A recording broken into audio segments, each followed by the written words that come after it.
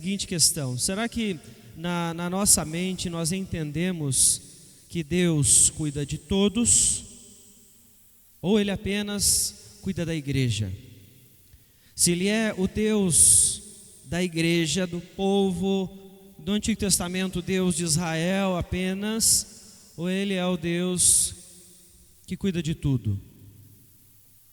Talvez na nossa mente o conceito rápido, nós falamos, não, ele é Deus de todas as coisas. Mas nem sempre isso está claro na prática, porque em muitos momentos nós nos esquecemos da ação graciosa de Deus sobre a vida das pessoas, que ela não vem só sobre o crente, ela vem sobre todas as pessoas, né? Quando você pensa em extensão, né? Até onde vai a graça de Deus? Ou qual é o limite para a graça de Deus? Todos nós sabemos que não existe limite, né? O nosso Deus é um Deus de amor, é um Deus de misericórdia, pelo seu caráter, né? Ele é. Então, através disso, nós entendemos nas Escrituras que Ele não é o Deus que cuida só de mim e de você como crentes, mas é o Deus que cuida de tudo, é o Deus que cuida de todos. Essa é a manifestação da graça e do amor que nós vemos as Escrituras mostrarem para nós. Mas aí é que vem uma questão que nós, às vezes, respondemos essas perguntas de forma rápida, né? Parece óbvio, mas na prática, no nosso comportamento, talvez isso não esteja tão claro assim. Porque veja, o que é que em muitas vezes remove a nossa motivação de ir ao pecador e pregar o evangelho a ele? O que é que você observa que faz com que as pessoas parem de ir, parem de pregar, ou não enfrentem o desafio de falar do evangelho para o não cristão? Quais são os obstáculos que as pessoas encontram? Você pode me ajudar para a gente levantar algumas coisas?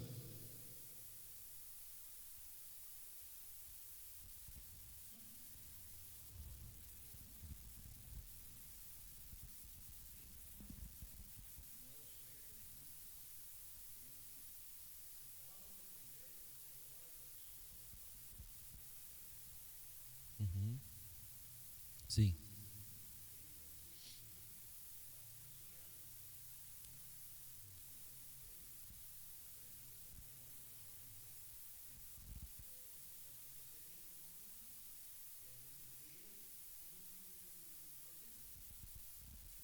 Sim. Mas isso não te impede de ir, né? Algumas pessoas até impedem, né? Porque aí nós nos frustramos, né? Já tentamos tantas vezes, as pessoas param de falar sobre Cristo, né? E é algo importante de nós pensarmos, porque a motivação não está em nós, no fazer, mas no Espírito que vai trabalhar nessas vidas, né? Mas o que mais nós podemos pensar que remove a motivação, que impede as pessoas de pregar o evangelho? Isso, com certeza, né? Eu quero que seja no momento que eu estou falando, eu quero que seja comigo, né? E às vezes não vai acontecer através da minha vida, não vai ser naquele tempo, né? O que mais que nós podemos levantar, que você vê que tira a motivação das pessoas de pregar o evangelho, de ir até o pecador?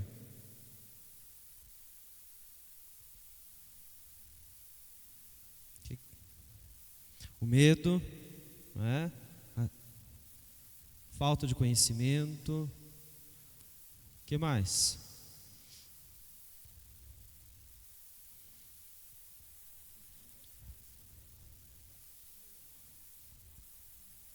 De qual pessoa você está falando?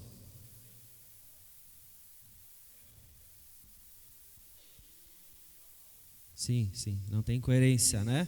Então ela já nem vai, né? Ela acredita, talvez até como nós começamos, né? Ela acredita que é um verdadeiro cristão, mas na prática nem sempre ela vive, né? Ela está coerente com aquilo que ela diz acreditar. não tem convicção, né? Às vezes não acredita, né? E é importante nós pensarmos um pouco sobre isso, porque nós estamos falando sobre ética, estamos falando sobre comportamento, né? E se nós temos na nossa mente um conceito de que o Deus revelado nas Escrituras não é um Deus de todos, é um Deus nosso apenas, é um Deus que cuida só da igreja, nós vamos olhar sempre para o outro, sempre para o de fora, com a ideia de que ele está merecendo tudo que ele está recebendo, então eu nunca vou orar por ele, eu nunca vou falar do Evangelho para ele. Por quê? Porque esse Deus não é de todos, ele não é soberano sobre tudo, ele é o Deus da igreja só, ele só cuida da igreja. E nós perdemos aí o conceito que a palavra traz sobre a graça de Deus. O que nós esquecemos é que inclusive nós só somos cristãos por causa da graça, que não existe limite para essa graça de Deus, né? Até porque se não fosse a graça no mundo, tudo seria um pleno caos.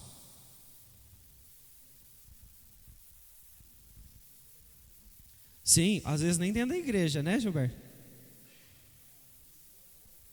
Isso, coloca a máscara de domingo, de quarta, né? E aí ele vem, mas fora disso, ele não tem essa vida com Deus, né? Então nós vemos aí que o que remove a motivação das pessoas de ir até o pecador, de viver o Evangelho, é o próprio coração daquele então que não está indo. Por que eu estou dizendo isso? Porque às vezes repetir o óbvio é importante. O problema não está em Deus, o problema não está no outro, o problema está em mim, não é? Deus continua sendo o mesmo, Deus continua sendo poderoso, gracioso, misericordioso. O outro continua sendo pecador, continua perdido.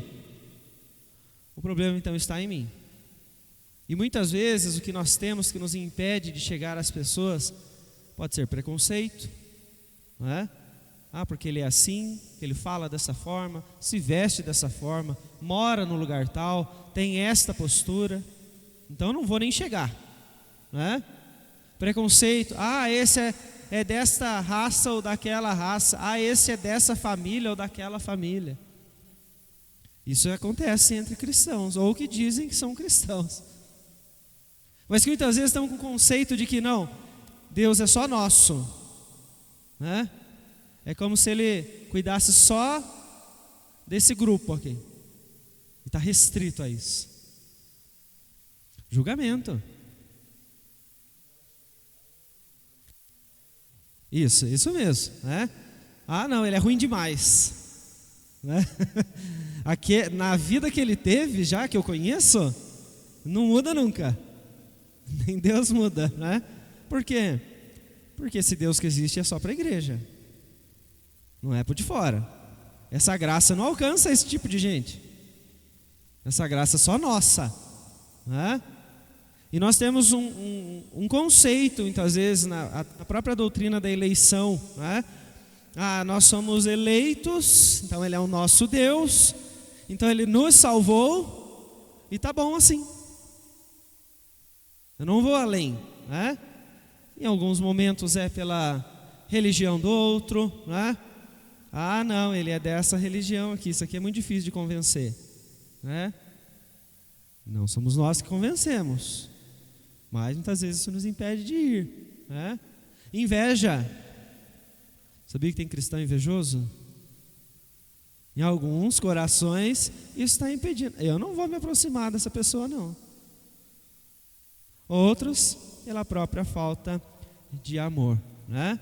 Então o que nós temos que lembrar? O nosso Deus é um Deus de amor.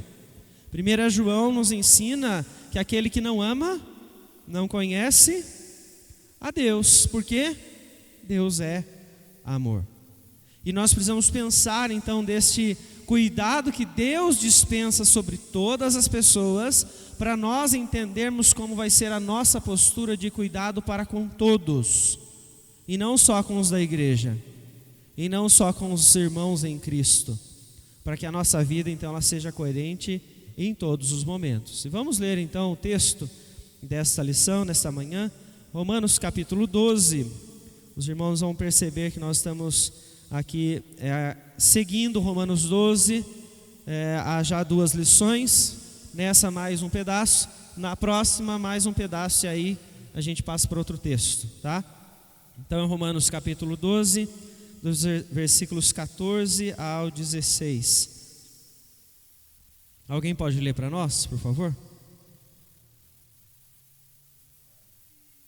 Muito bem, então o que Paulo está tratando na carta aos Romanos? Nós temos aqui então um povo que é descendente, né? Você tem aí os judeus que se converteram a Cristo, e você tem aqueles que são gentios. Na carta aos Romanos, Paulo deixa muito claro para nós que a postura dos judeus, ou seja, dos que se converteram já tendo uma base religiosa e que agora são membros da igreja, é que eles eram os únicos que iriam ser salvos, ou que mereciam ser salvos. E é por isso que no capítulo 2, o apóstolo Paulo, então, ele vem dizer que vocês são indesculpáveis, assim como os outros aos quais vocês estão acusando e estão condenando, porque vocês são culpados da mesma forma como eles. Porque os judeus estavam se considerando, judeus cristãos, se considerando superiores, né? E a palavra então ela vem trazendo essa doutrina durante todos os 11 primeiros capítulos, questão de conceitos, e a partir do capítulo 12 então ele vai falar da coerência da vida com a doutrina, tá? Ele vem falar então dessa questão ética, vem falar do comportamento do cristão que já entendeu toda essa doutrina. E aí precisa colocar isso em prática. Romanos capítulo 5, versículo 6, Paulo então traz um conceito. Alguém pode ler para nós, por favor? Muito bem, então nós temos aí um conceito, a doutrina de que Jesus não morreu na cruz, porque nós já éramos filhos de Deus, que nós já éramos transformados, porque o nosso caráter era bom, porque nós éramos boas pessoas, ou porque aquele a quem ele ia então salvar, demonstrar o seu amor, ia ser merecedor. Não, muito pelo contrário. Ele está nos lembrando que Deus não baseia o seu amor em quem ele ama, porque ele morreu por aqueles que ainda eram pecadores. Se o amor de Deus demonstrado em Cristo Jesus na cruz fosse baseado nas pessoas, elas não iam merecer isso. Mas ele faz por graça, ele faz por misericórdia. E esse conceito é importante porque a base do amor é do próprio Deus, é de si mesmo, de Deus para com ele mesmo, o seu caráter, porque o amor de Deus é perfeito. E é assim que nós então aprendemos com o Senhor, emprestamos dele este conceito de amor para poder viver o nosso amor, para poder viver o amor para com todos, porque ele não é um Deus nosso que ensina só como nós vivemos entre nós, não, é entre todos. Você pode observar como ele está abençoando os ímpios, ou não está? Quantos ímpios você conhece que estão muito bem, que a família está bem, que estão prosperando, que tem uma casa, que tem um lugar para morar, né? Que tem comida? Isso vem da onde? É provisão de um Deus soberano que cuida, não só da igreja, mas cuida de todos. Mas você pode falar assim, mas isso é injusto. É injusto porque Deus devia cuidar só da igreja, porque é a igreja que busca Ele. Vamos falar de justiça? Romanos 5,6, Cristo morreu quando nós ainda éramos pecadores.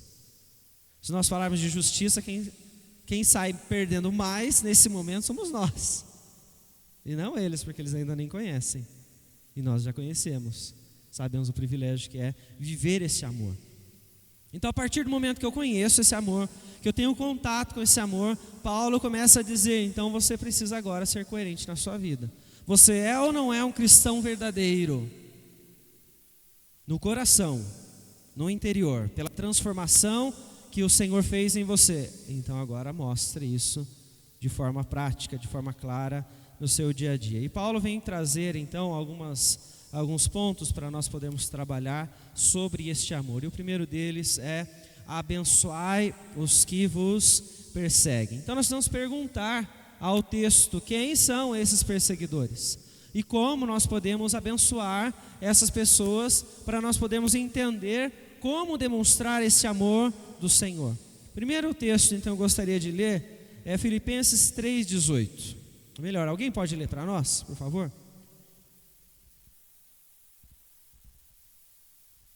Muito bem, então, quem são aqueles que vão te perseguir? A palavra do Senhor, ela traz em vários momentos a perseguição, partindo daqueles que são inimigos da cruz. E você já deve ter observado na sociedade, você já deve ter observado entre amigos, até mesmo entre familiares, como a perseguição ela se manifesta em diferentes formas. O inimigo, ele surge diante de nós de diferentes formas. Às vezes ele ataca de uma forma muito clara a sua fé, em outras vezes é sorrateiro.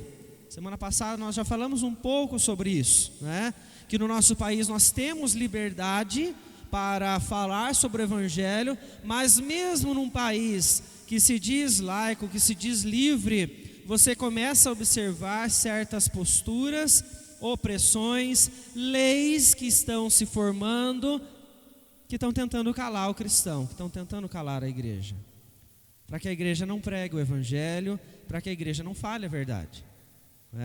Citei semana passada a questão, por exemplo, da homofobia, e que já existem pastores sendo processados por aí por falar sobre o pecado, pastores por ler as Escrituras e defender a verdade.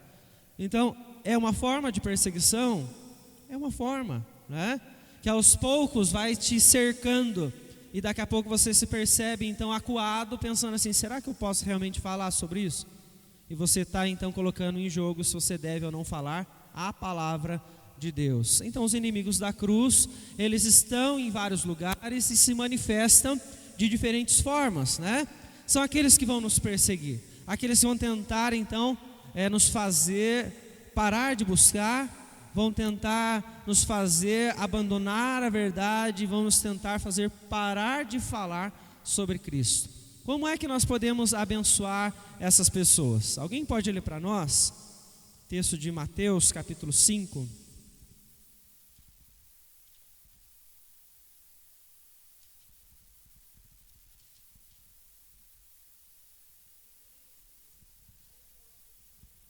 Muito bem, então o próprio Cristo deixou essa ordem para nós, Nós vamos abençoar essas pessoas, os perseguidores, os inimigos, demonstrando a eles o amor.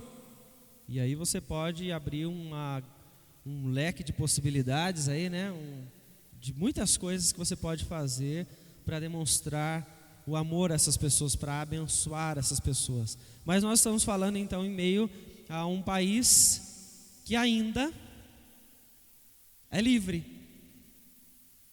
que ainda nós temos então a facilidade de, por exemplo, estar aqui agora com a igreja aberta, falando sobre Cristo, lendo as Escrituras. Vamos nos transportar para um outro lugar. Eu quero convidar então você para imaginar um pouco o que acontece na Coreia do Norte. Existem então vários relatos, não são muitos, porque as notícias do que acontece lá dentro são muito poucas, porque é tudo muito restrito, as informações são poucas que saem de lá, mas você tem algumas, como por exemplo através do Portas Abertas, que trabalha com missionários, que envia missionários para vários campos, e inclusive na Coreia do Norte. E no ano de 2024 houve um enrijecimento das leis quanto à regulamentação do que se ouve, do que se vê dentro do país. E que leis são essas? Elas começaram em 2020 com mais rigidez. Não se pode consumir cultura de outro país. a não ser aquilo que nós produzimos, a não ser aquilo que nós ensinamos, a não ser aquilo que nós concordamos. E há então relatos não só do Portas Abertas, mas você encontra também notícias como da CNN de janeiro de 2024, de 16 jovens que foram presos por consumir música sul-coreana. Talvez você já tenha ouvido falar no grupo K-pop. Não sei quantos já ouviram falar, mas virou uma febre entre os jovens, adolescentes. E esses da Coreia do Norte foram pegos vendo vídeos, ouvindo músicas, e por isso foram presos. O Portas Abertas traz que em 2024, por meados de junho ou julho, 17 outros adolescentes, ensino médio, também foram presos por contato com a cultura sul-coreana. Assistir o drama sul-coreano. Quantos aqui já ouviram falar de doramas e por aí vai? Né? Se você já tem visto. Isso, né? Ou seja, jovens, adolescentes, até os adultos, né? Muitos assistem. Foram presos. Portas Abertas ainda traz a notícia de que 30 foram mortos, executados, por consumir coisas da cultura sul-coreana. Por que não pode consumir? Por que só pode ouvir o que tem lá dentro?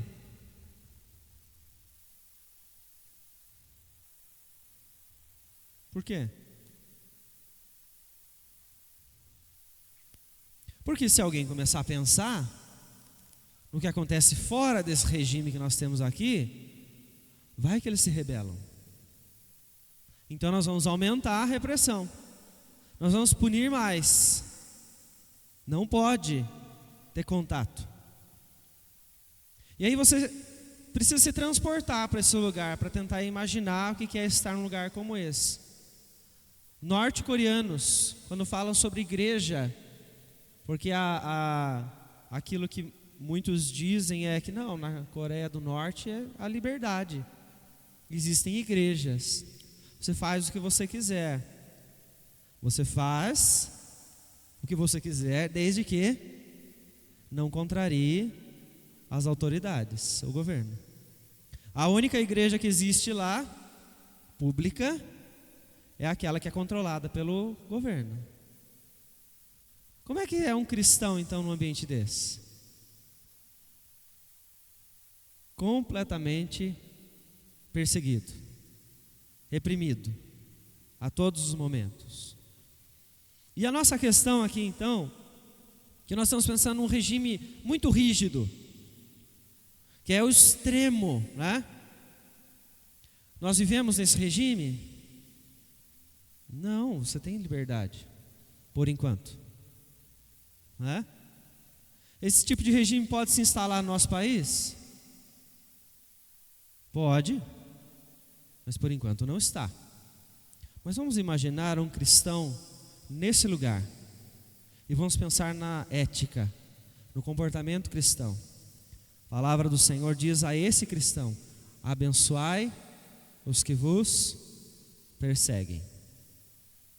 Como é que essas pessoas que estão vivendo nesse lugar se comportam sobre os seus governantes, sobre as suas autoridades? O que é que eles falam sobre elas para que eles sejam coerentes? Para que eles demonstrem o comportamento que é agradável a Deus. Qual é a vontade? Vamos abrir um parênteses aqui para falar o que é que o nosso coração quer, né? Se coloque no lugar dessas pessoas. Qual é a vontade de falar o que sobre eles? Piores coisas, já basta por aí, viu, Gilberto? Piores coisas, não precisa você falar o que seu coração pecaminoso gostaria, porque eu estou sendo oprimido. Se coloque nesse regime, eu estou sendo acuado, eu não posso falar, eu não posso pegar minha Bíblia e ler. Se você for pego, com a sua Bíblia na mão, não é só você que vai ser preso ou morto, mas a sua família também. Então a perseguição, ela é muito intensa. Então a vontade do cristão, do coração nosso, mesmo sendo convertido, é falar as piores coisas possíveis dessas pessoas para todo mundo, não é? Abençoai os que vos perseguem. Ame os seus inimigos. O que é que deve ser falado sobre as autoridades que são instituídas por Deus, sendo elas de um regime autoritário ou não? É isso que nós vamos pensar. Volta para o seu país. Você concorda 100% com o governo da sua cidade, do seu estado, do seu país? É a sua opinião. Você concorda com o que está acontecendo? É a sua opinião particular. Como é que você se comporta com relação a essas pessoas? O que é que você fala deles? Autoridades instituídas por Deus. Sabe onde é o lugar que você se entrega, que eu vejo às vezes? Não é na sua casa, junto com a sua família, que às vezes você comenta, mas é nas suas redes sociais. Tem cristão que acha que está ali, que é o defensor do mundo, né? Fala tudo nas redes sociais, achando que ninguém está vendo. Abençoai os que vos perseguem. Está lá o cristão, tem uma postagem sobre o governo que ele não concorda, e ele está lá, falando palavrão, xingando, falando, esse merece. Abençoai os que vos perseguem. O que aconteceu com esse versículo? Acho que ele riscou assim, né? Nós esquecemos disso. As autoridades são instituídas por Deus. Você quer viver bem no país onde você está? Não é falando mal do governo que você vai então conseguir viver bem. É vivendo bem. Faça o bem que você vai colher o bem. Não é? Imagina se você estivesse na Coreia do Norte. Como é que você ia sobreviver lá dentro? Se na liberdade você fala o que acha que deve como cristão, na repressão, como é que você estaria? Porque eu sempre falo isso, irmãos. Não é um desejo, muito pelo contrário. Eu anseio que Deus seja gracioso com o nosso país e Ele nos mantenha em liberdade. Mas todos nós estamos no mesmo risco de que a perseguição ela chegue no nosso país, de que a opressão chegue no nosso país, que se instale um regime que diga assim, não, as igrejas têm que fechar agora. E isso pode acontecer de uma forma sutil, você nem perceber. De repente você está saindo da igreja e fala, está tudo bem, não quero mais falar. E aí de repente cai a ficha, né? Não, mas o que eles estão fazendo conosco? Temos que tomar cuidado, né? E orar sobre isso. Mas temos que lembrar que as autoridades, líderes, né? Pessoas que estão ao nosso redor, eles podem nos perseguir. Abençoe essas pessoas com as suas palavras, né? Muitas vezes nós nos esquecemos então da nossa fala, de como isso é importante para honrar a Deus. Alguém pode ler para nós essa frase de John Gill, por favor, pastor Batista?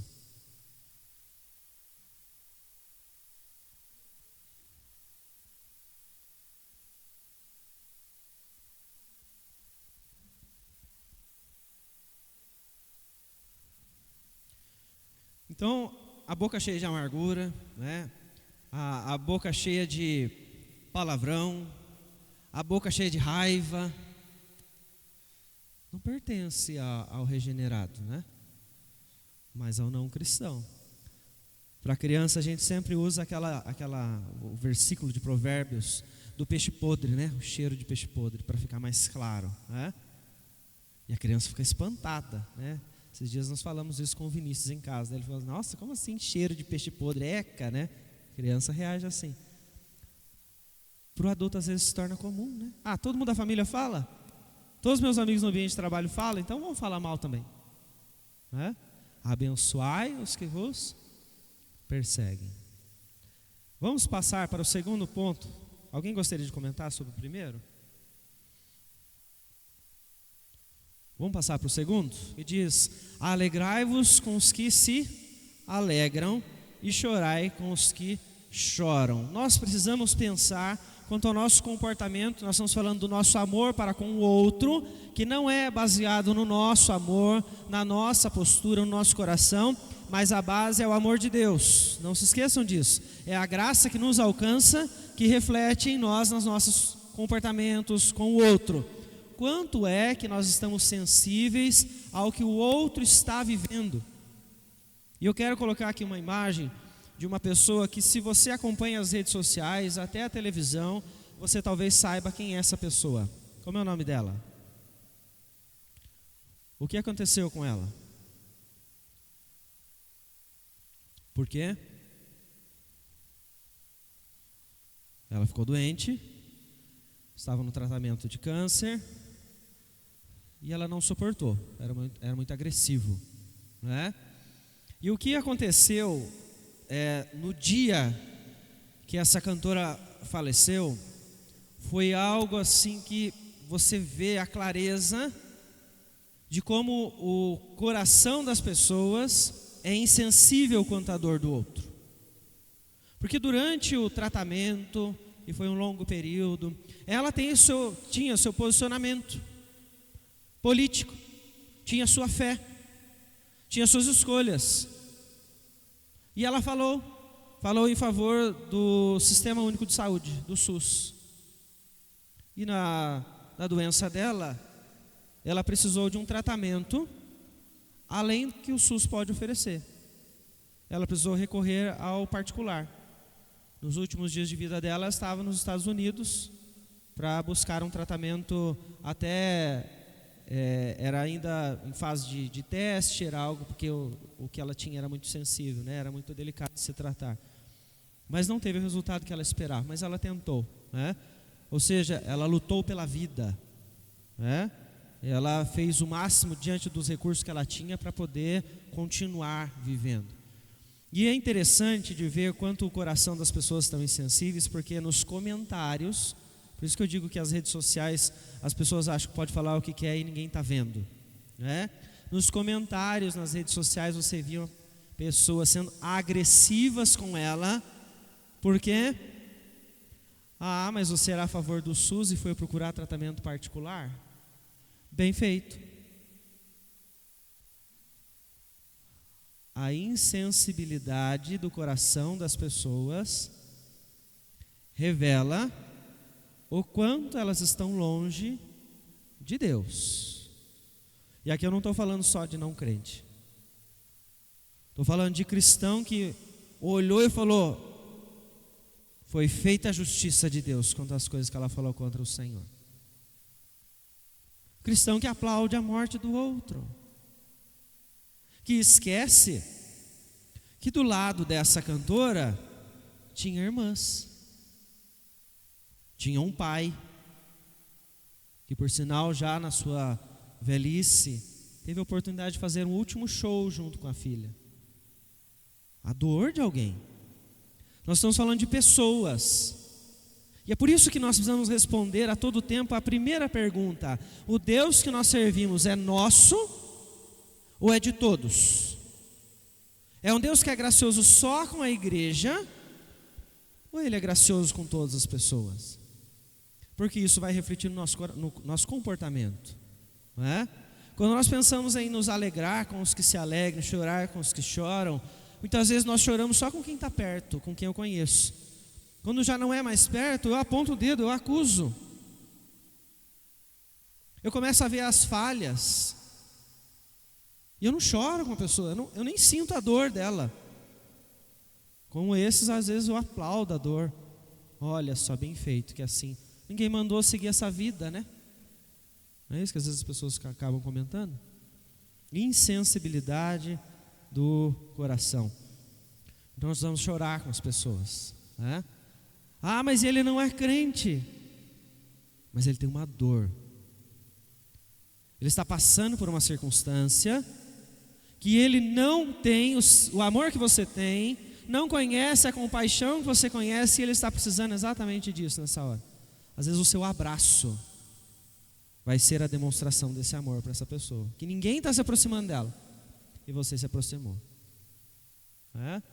Nós falamos aí de choro, né? Que talvez seja mais difícil de você atravessar, né? E você se aproximar, você sentir essa dor do outro, mas nós estamos sensíveis também quanto à alegria, né?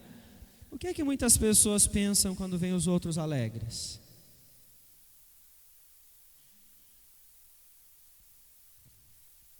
Vamos voltar para as redes sociais? Cuidado com as suas redes sociais, viu?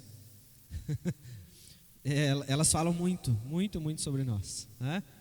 O que é que acontece com as pessoas quando elas olham uma postagem no Instagram, Facebook, do outro feliz, está viajando lá com a família, está sorrindo, está gastando o dinheiro dele lá na neve, né? Foi lá nevar, né? Nevar, foi esquiar na neve, onde está nevando.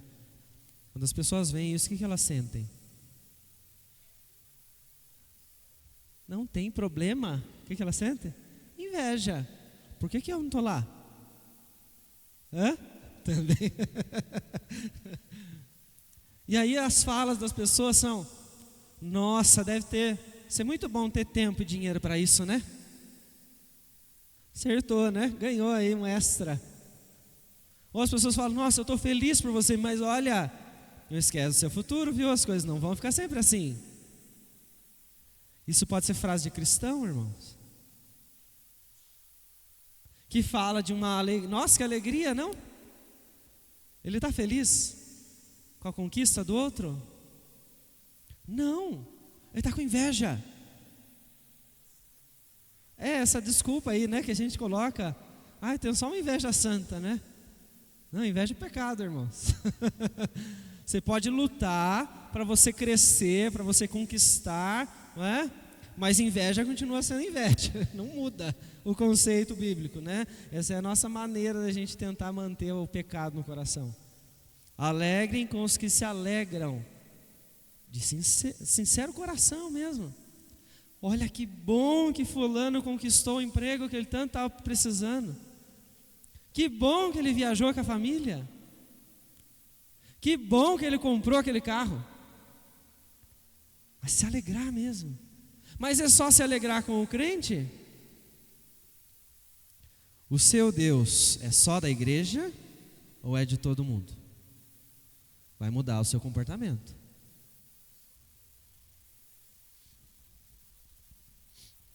Diga.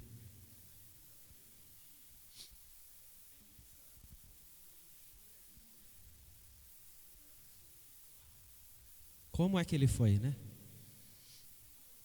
Uhum.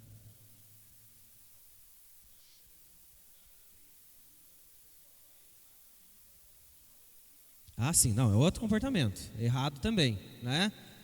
Sim, estou fazendo só para mostrar. Isso é outro problema, outro pecado, né? Da mesma forma, comportamento errado também, né? O que ela é, né? Sim, o que ela posta, né? Sim, também. Às vezes ela quer mostrar uma felicidade que na verdade não tem, né? Mas nós temos então que pensar sobre isso, né? Esse olhar que eu tenho para com o outro tem que ser sensível. Ele está chorando, ele está com uma dor, não ignore a dor da pessoa. Não ignore o que ela está falando, o que ela está passando. Ouça, seja sensível, aconselhe, ore, abrace, o que for necessário. A pessoa está se alegrando. Não finja que você não está ali. Se alegre com ela, né? Ela está abrindo para você a vida dela, ela está mostrando a conquista. Por que ela está falando para você? Porque por algum momento, algum instante, você construiu com ela um relacionamento de confiança que ela se achou ali, ela no direito de poder te contar, de que achou que você ia se alegrar com ela, né? João Calvino então traz uma frase sobre isso, ele diz: não convém a nenhum crente aspirar ambiciosamente aquelas coisas mediante as quais poderá ultrapassar os outros, e nem lhe convém assumir uma experiência exaltada e altiva. Bem pelo contrário, compete-lhe humildade e mansidão, né? Um pouco sobre isso que o Juliano também acabou de falar, sobre nós fazermos para poder mostrar para o outro, para querer estar além, estar acima, né? Tome cuidado, né, com o seu coração, examine constantemente. Vamos passar para mais um ponto. Paulo então fala também agora no começo do 16, tende mesmo sentimento uns para com os outros. Em outras versões ele diz, sejam unânimes uns aos outros, ou seja, vivam a unidade, promovam a harmonia entre vocês. E há um texto que nós conhecemos que fala sobre duas mulheres, Evódia e Síntique, né? Na carta de Paulo aos Filipenses, que ele diz, Evódia e Síntique, pensem concordemente. Por que elas não pensavam? Porque elas não se davam, né? Elas tinham ideias diferentes, elas tinham ideias conflitantes, e vira e mexe, acredito que Evódia se encontrava com Síntique na reunião da SAF, e daí elas começavam a discutir, começavam a brigar, porque não pensam concordemente. E Paulo está dizendo, tenham o mesmo sentimento uns para com os outros, vivam a unidade entre vocês. E eu quero trazer, irmãos, mais uma referência digital de um comportamento bem negativo que eu vi de uma rede social de uma igreja presbiteriana. Eu não vou falar a igreja, não vou falar o pastor, mas vou dar as dicas, você vai entender quem é, tá? Porque não cabe aqui eu ficar falando, né? Não necessita. Mas é uma igreja presbiteriana de São Paulo, uma igreja presbiteriana que tem agora uma TV própria, tá? Estão desenvolvendo, estão criando, compraram recentemente um terreno para construir um templo maior, tá? Porque eles estão expandindo. Até aqui você já sabe que igreja que é, já sabe que pastor que é que comanda lá. Essa igreja ela está crescendo, e eles, numa foto do batismo deles, no púlpito tinham mais de 100 pessoas em um dia. Então é uma igreja que está crescendo e continua crescendo. Tem um pastor que é conhecido no mundo, né, que prega lá, e isso fez com que as pessoas ouvissem mais o evangelho ali, e elas se tornaram membros ali. O pastor da igreja, o titular, ele tem um costume nas redes sociais de responder perguntas. As pessoas fazem perguntas e ele responde, tá? Ali ele está ensinando os seus membros e está ensinando os de fora. Quem quer ouvir, ouve, assim até Deus pode transformar a vida das pessoas, tá? Então, em meio a tudo isso, alegrem-se com os que se alegram, chorem com os que choram, tenham o mesmo sentimento uns para com os outros, sejam unânimes, né? Apareceu uma pessoa nessa postagem que eu estava vendo, e ao invés dela falar de forma positiva, porque era presbiteriano também, o que ele começou a falar? Esse pastor aí está manchando o nome da IPB.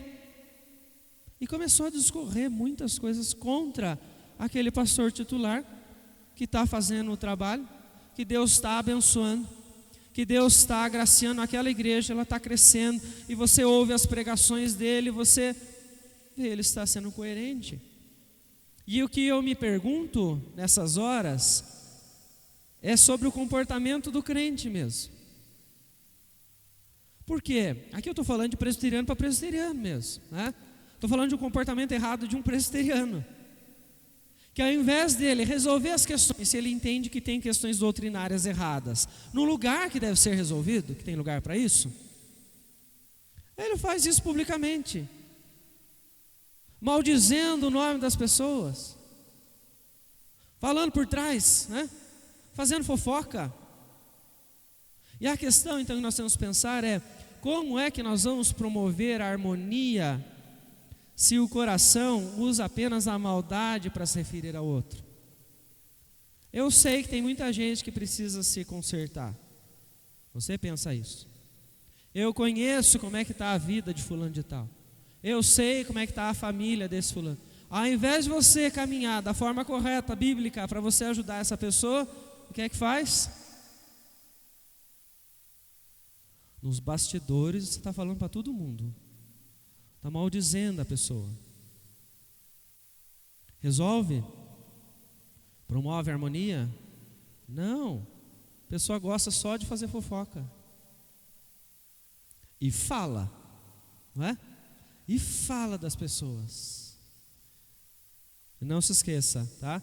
Aquele que veio falar para você do fulano está falando de você para o outro. Pois não, Vânia?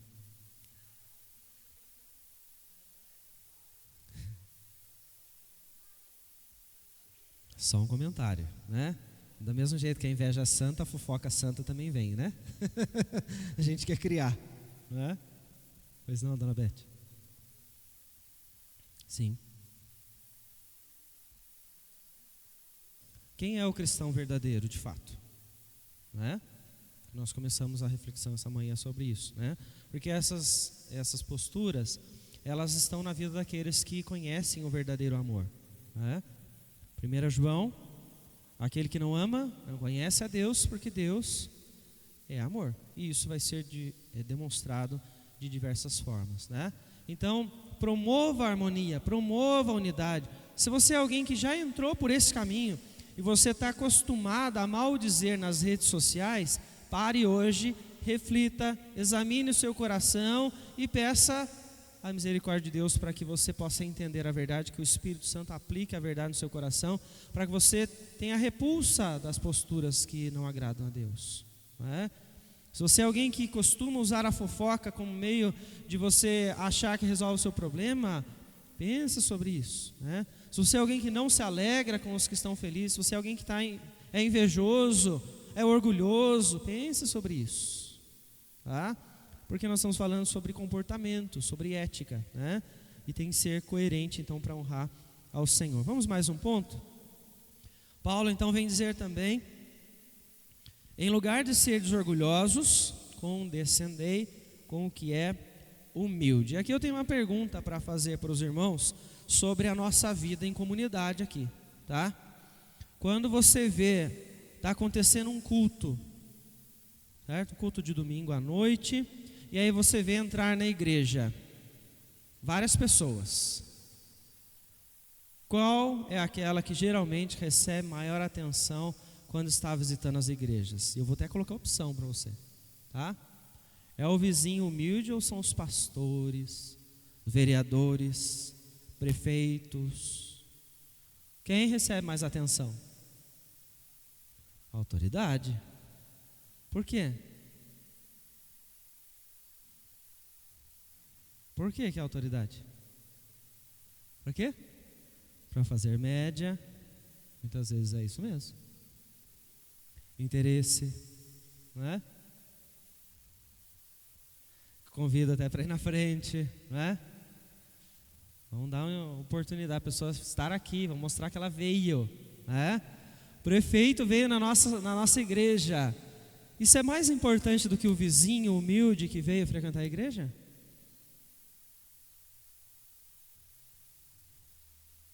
Não é. Não deveria ser, porque não é, né? Qualquer que venha visitar é alguém que está vindo para cultuar a Deus como vocês, como qualquer um que já é membro. Paulo está falando então sobre aqueles que são mais humildes, né? Existem muitas pessoas simples no meio da igreja, e essas pessoas às vezes elas são ignoradas. As pessoas esquecem até que elas estão ali. Não sabem nem o nome delas. Não sabem que passaram por ali. Não sabem que essas pessoas visitaram a igreja. Quem que é esse? Né? Nunca viu o carro dele? Não sei onde ele mora? Então, para mim não é notável, né? Esse é o coração do pecador muitas vezes. Como é que a igreja primitiva se comportava com relação ao mais humilde? Alguém pode ler para nós? Vamos ver dois textos, Atos 2, 42 ao 44.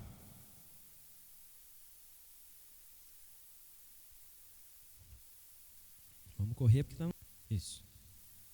Então nós temos aí uma postura da igreja primitiva a partir do que Jesus ensinou aos apóstolos e do que os apóstolos continuaram passando para os novos discípulos, né?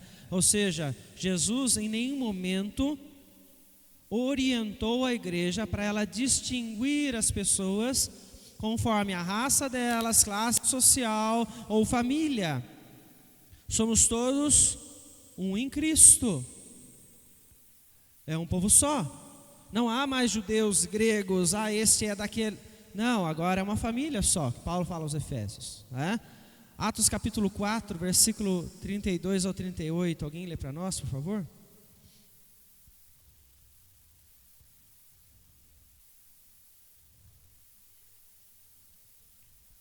postura então da igreja primitiva com relação ao mais humilde? Ele era ignorado?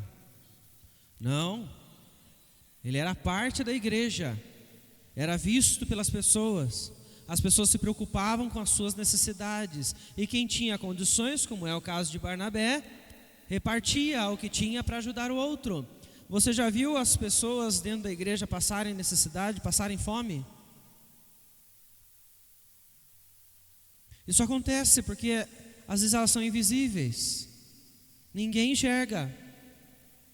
E você há de concordar comigo que aquele irmão, aquela irmã que são mais humildes, muitas vezes eles não tiveram a escolaridade que a maior parte da igreja teve.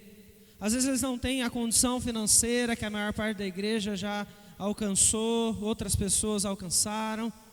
E eles são, muitas vezes, as pessoas mais quietinhas, né? Aquele que fica ali no cantinho dele, aquela pessoa que fica ali, não vai se levantar para falar numa escola dominical, não vai se levantar para fazer, às vezes, um trabalho que está à frente. Às vezes ele é dos bastidores, é a pessoa que mais ora dentro da igreja, mas ela é ignorada. Por quê? As pessoas acabam dando mais valor àquele que tem mais, aquele que tem uma postura de maior importância na visão dele, né? Condescendei com o que é humilde. E o último ponto, como nosso sinal já bateu, vamos passar ele aqui para a gente poder finalizar. Não sejais sábios aos vossos próprios olhos. Eu quero falar aqui sobre um tipo de pessoa, aqueles que têm a autossuficiência intelectual. Quem são esses? O que eles fazem? São aqueles que entendem que a própria razão está acima da palavra de Deus. Eu não sei se você conhece alguém que se comporta dessa forma, mas essa é aquela pessoa que, quando ela coloca a opinião dela, ela está sempre certa. E você vem com as escrituras e você fala assim: não, mas está errado. E o que é que ela diz para você? Eu estou certo. A autossuficiência intelectual também é idolatria. Então, às vezes, pelo nosso orgulho, pelo nosso estudo, pela nossa caminhada, pelas nossas conquistas, que chegamos muitas vezes num patamar, porque estudamos, infla o peito e a pessoa começa a falar: não, eu sei a verdade, eu estudei, eu já li, eu já ouvi muito sobre isso. Não venha você querer falar para mim sobre outro posicionamento, porque o seu está errado sempre. E o que é interessante é que as pessoas, para lidar com esse tipo de gente, com esse tipo de comportamento, elas muitas vezes fogem, porque elas não querem mais confrontar. Elas não querem mais ser humilhadas, porque essa pessoa que é autossuficiente, ela vai humilhar. Você levanta para falar a sua opinião, e o autossuficiente vai fazer você fazer o quê? Fique quieto. Você não sabe o que você está falando. A sua opinião é sempre errada. A sua opinião é sempre pior do que a minha. Então a pessoa, muitas vezes, para resolver a situação, o que ela faz? Ela se afasta. Ela não quer mais contato, porque ela viu que aquela pessoa não quer mudar. Talvez quando você ouve a descrição dessa pessoa, você fala assim: não, isso aí só está lá fora, só está no mundo. E o problema é que o coração pecador do autossuficiente intelectual também está dentro da igreja, em vários temas. Mas você já deve ter visto aqueles que conhecem as escrituras melhor do que todo mundo. E você levanta para questionar, você levanta para argumentar, o que é que a pessoa fala? Em outras palavras, é claro, mas ela fala: você não sabe de nada. Fique em silêncio. Quem sabe sou eu. Isso é pecado. Isso é idolatria. E nós precisamos pensar então sobre esse tipo de comportamento, né? Amar uns aos outros. Quando nós vamos contrário a isso, nós estamos entendendo a opinião do outro também é válida. O outro pode saber mais do que eu. O outro pode ser mais sábio do que eu. Ah, mas eu fiz 10 faculdades. Às vezes aquele irmãozinho humilde, aquele que mais ora, que a gente estava falando agora, é o mais sábio da igreja. E não o que tem 10 formações. Então nós precisamos ouvir mais. Estar atento ao que as pessoas estão pensando. Relacionamentos. E aí eu estou falando de comportamento dentro da igreja, né? Que já é ruim, se for assim, né? Porque gera divisão, né? A pessoa se isola, ela se torna o rei, rainha dentro da igreja e o resto ninguém quer se comunicar. Agora olha esse tipo de comportamento fora da igreja. Que tipo de testemunho essa pessoa está dando? Isso afasta ou aproxima de Cristo? Só afasta. Nós vamos então buscar a humildade que nós vemos em Cristo Jesus. Paulo fala aos Filipenses que ele se entregou, se fez em forma humana para morrer por nós. O Deus Santo se fez de uma forma simples para pagar o preço no nosso lugar. Da mesma forma como nós olhamos este ato como um ato de amor, nós vemos esse ato como um ato de humildade. E é isso que nós temos que refletir na nossa vida. Amar as pessoas, ser humilde com as pessoas e cuidar das pessoas como o Senhor nos manda fazer. Então a pergunta que você precisa responder com tudo isso é essa. Para você, Deus cuida de todo mundo ou Ele só cuida da igreja? É só o Deus da igreja? Ou se for pior, né? É só o seu Deus, né? É só seu. Ele só cuida de você. De mais ninguém, né? O que é que nós precisamos então mudar no nosso comportamento, nosso coração, para honrar ao Senhor com a nossa postura, né? Porque isso vai dizer muito de como é a sua postura, né? A expressão de como você vê Deus vai falar muito da sua postura com relação ao próximo, seja ele já irmão em Cristo ou não. E a sua responsabilidade, Paulo não está trazendo aqui uma opção. A sua responsabilidade é cumprir com essas virtudes, viver essas virtudes com todos, em todos os ambientes.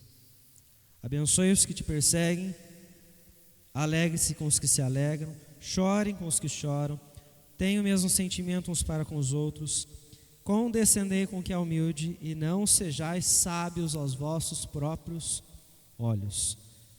Que Deus nos abençoe, porque só Ele pode mudar o nosso coração, que Ele nos dê a sua graça e mude cada um de nós pelo conhecimento da verdade. Irmãos, o nosso versículo de hoje é o